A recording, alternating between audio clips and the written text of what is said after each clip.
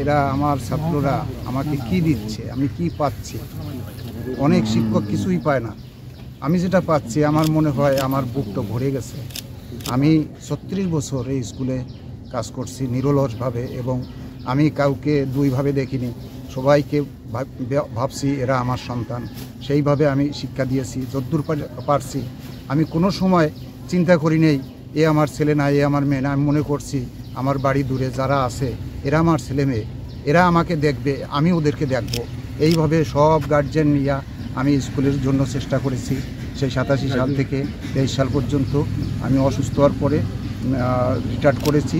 এখন তারা যেটা আমাকে দিচ্ছে আমার আর কিছু বলার নাই। আমার জীবনের মনে হয় একটা সারা যতদিন আমি বাঁচবো আমি মনে হয় এটা নিয়েই বেঁচে থাকতে পারবো।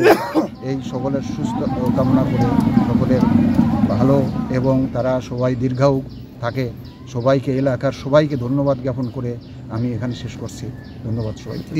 সাধারণত যে বিদায়ী অনুষ্ঠান যেগুলো করা হয় সেখানে বিদায়ী ব্যক্তিত্ব তিনি সেখানে উপস্থিত থাকেন, কিন্তু আমার ছাত্ররা, আমার শিক্ষার্থীরা, তারা আমাকে বরণ বলতে গেলে আমি যে বাড়ি থাকতাম সেই বাড়ি এসে আমার রুমে গিয়ে আমাকে সব কিছু পরিয়ে আমার এই পরনে যা আছে সব কিছু তাদের দেওয়া।